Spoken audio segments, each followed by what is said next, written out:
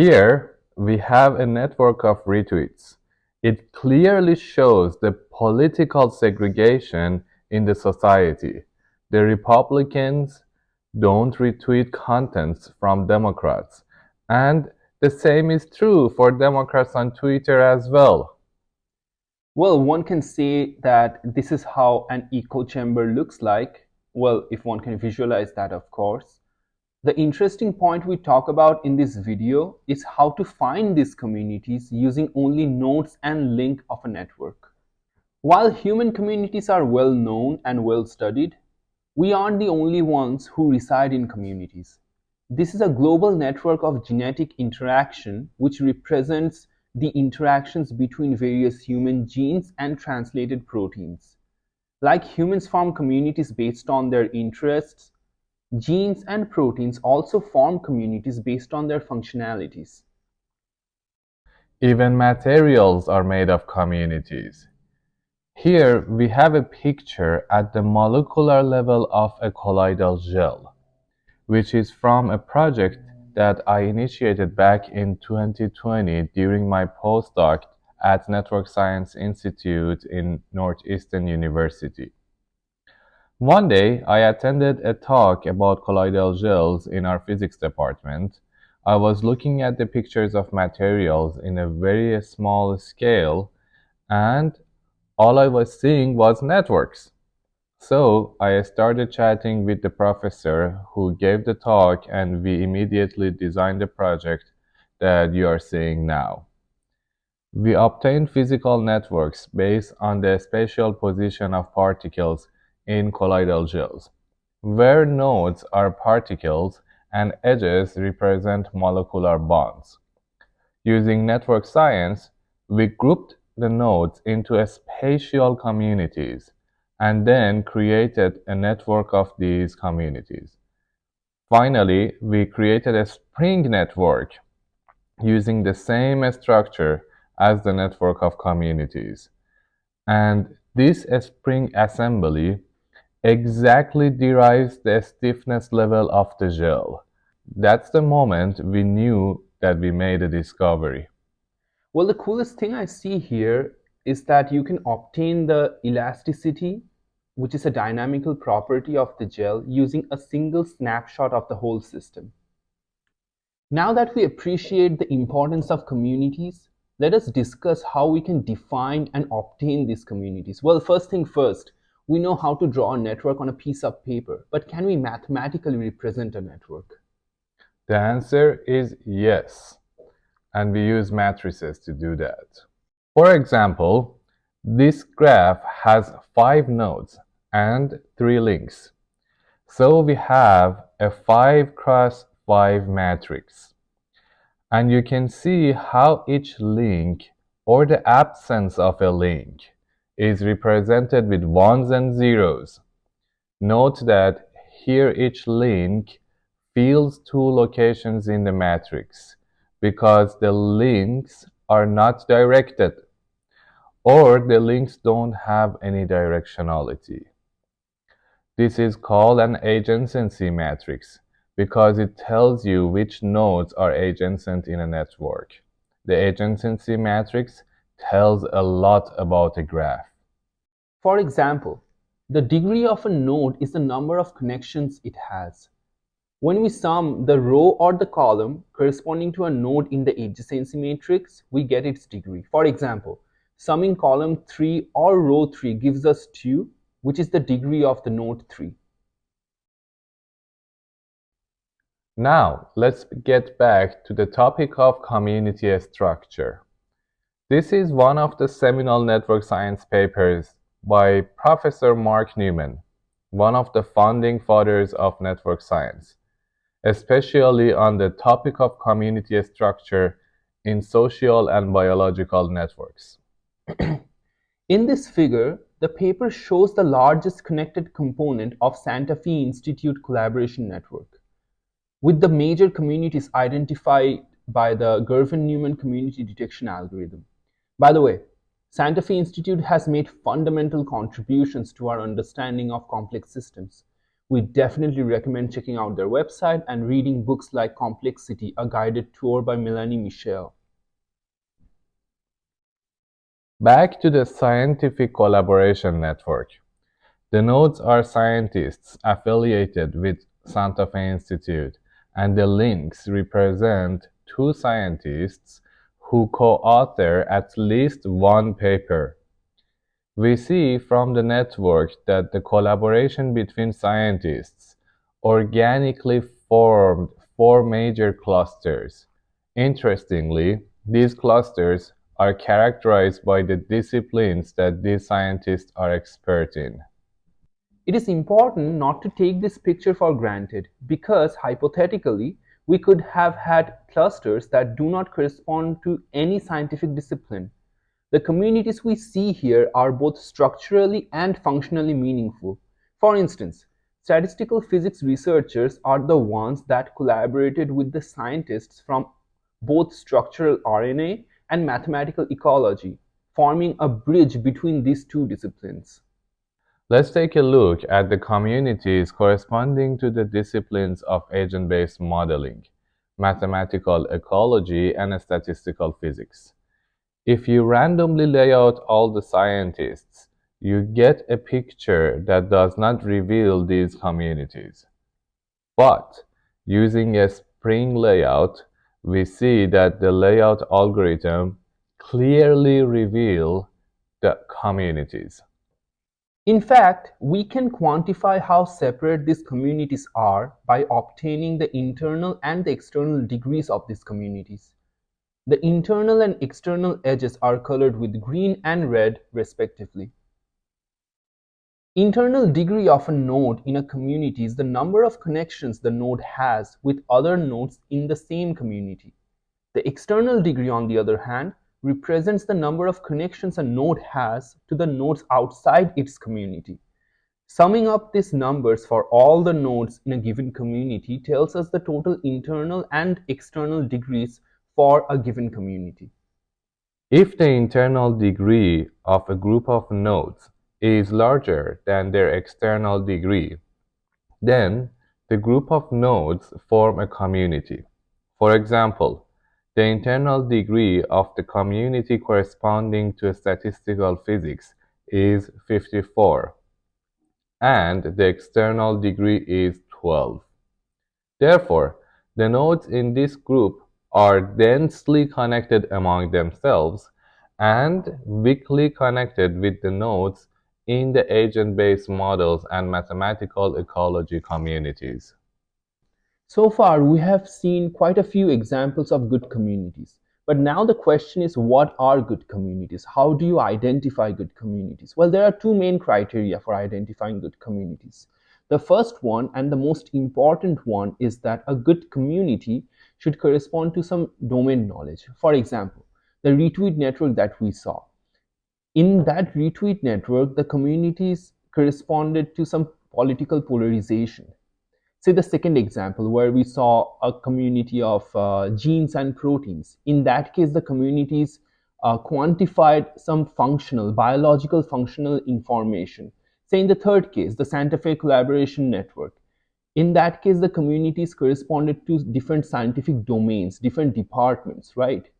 Um, so identifying good communities should incorporate certain domain knowledge, which is really Mhm. difficult. And what we have seen so far is that the connectivity information captures that domain knowledge to some extent in a latent way. Exactly as Ayan mentioned, it's a subjective matter. No matter how good of a community you find, someone in the domain can come and tell you, hey, I think this community can be better because based on my domain expert knowledge, uh, these few elements or parts of the system doesn't make sense to be there. That's why it's extremely hard problem. And with the second criteria, as Ayan was mentioning, was actually how do we leverage algorithms and mathematics in order to identify these communities uh, only by using structural characteristics of a system. And that's the beauty of network science, because the focus is on how elements of a system interact with each other. A pair of a pair of elements, basically, a pair of parts of a system, rather than focusing on the parts alone. So sum of the parts of a system is greater than Exactly. the Yes, the that's a classical. Aristotle probably. Yes, yes. So the complex systems community has been basically mentioning and advocating for the positive sum outcomes, positive sum games, basically. That is, the sum of the parts of a system is greater than the system as a whole, which is the idea behind the topic of emergence. Um, but going back to the mathematics and algorithms, so if you actually give a network to an algorithm, which the network is fully anonymized. So for example, let's say that the scientific collaboration network that we used in Santa Fe Institute, the algorithm doesn't know who are the nodes. And also it doesn't know the real communities at all. It doesn't know which people or the nodes belongs to which discipline. But only by working with anonymized links, pairs of nodes, it's able to identify communities. So it's like an unsupervised learning task, what we do Yes, in yes. machine learning. And that's a topic for another video. We're gonna dive into what is unsupervised, supervised, and we will talk a little bit more about it today. Um, and for example, to better explain what do we mean by a structural characteristics of a system, structural characteristics of the scientific collaboration network. As you can see in this picture, there are some bridges. There are some edges that is completely identified by the algorithm without having any domain knowledge. And these bridges are um, basically a pair of scientists that belong to different disciplines, that they collaborated, created. They're actually bridge builders within the disciplines. And they're really important ones. They're connecting different exactly, departments, exactly. different disciplines. And yeah. because of their existence, the algorithm can identify these communities. And then when we go ahead and investigate those nodes, those communities from the algorithm, we see that actually that group of nodes, they correspond to a scientific discipline. And that's the most important part, being able to establish the connection between the output of the algorithm and some truth, some reality, like, the discipline departments, for example. For each problem, it's different, but here we have this, and this is based on a published paper. So this is a concrete example. We can move on to the next stage, t-shirt sizing problem. The task of detecting communities, also known as clusters, is an important task studied even outside network science. In fact, in machine learning, clustering is an important unsupervised learning task. A classic example of unsupervised clustering is the t-shirt sizing problem, where we want to find the optimal number of sizes for t-shirts that best fit the whole population in a country and maximizes the profit of t-shirt manufacturers. This is also known as unsupervised clustering problem in machine learning. The k-means algorithm takes as input k, which is the number of clusters, and tries to segregate the data into k groups based on Euclidean distances to find the best clusters.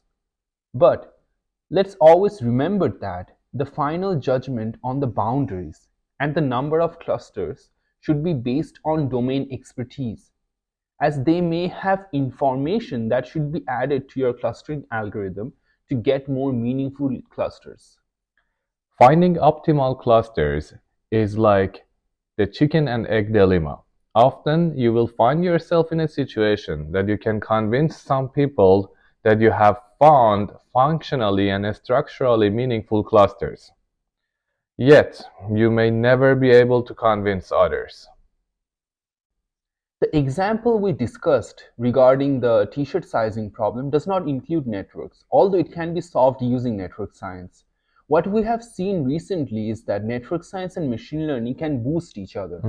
For example, the k-means algorithm, which is a machine learning based algorithm, boosts community detection task in network science. On the other hand, there is recent research which shows that network science based methods can boost machine learning algorithms and make them more explainable. Mhm. Well, generally, network science-based community detection algorithms are considered as an advanced algorithm to identify communities. And it's like comparing a car with an airplane. If you want to go do groceries, you probably will just take your car. You wouldn't get an airplane ticket to do that. Well, you cannot park the plane in Boston for sure. No, of course, yeah, even not your car. So, that being said, we don't want to make a case that one algorithm is better than the other. It really depends on the problem in hand. How much data do you have?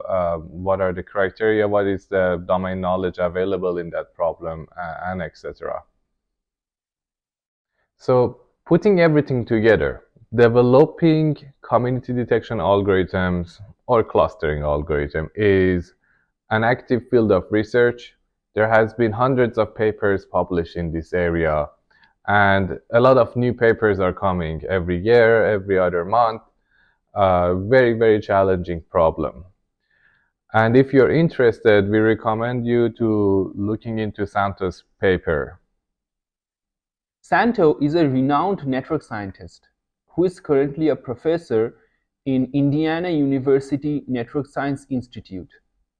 He has made important contributions in network science, and we definitely recommend checking out his research. Now let's get back to the chicken and egg dilemma. The reason why community detection is a hard problem is due to the no free lunch theorem, which states that there is no single community detection algorithm which performs the best across all networks.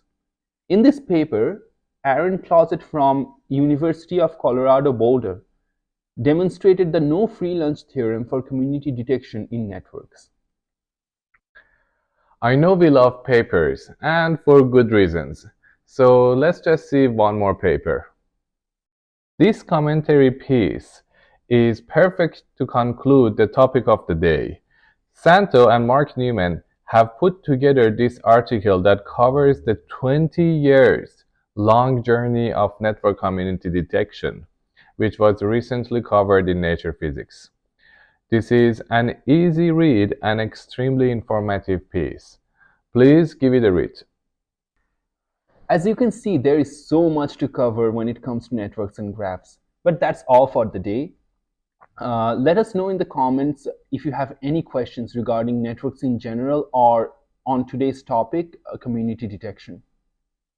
And in the next video, we will dive into the emerging field of graph machine learning. One of my favorites.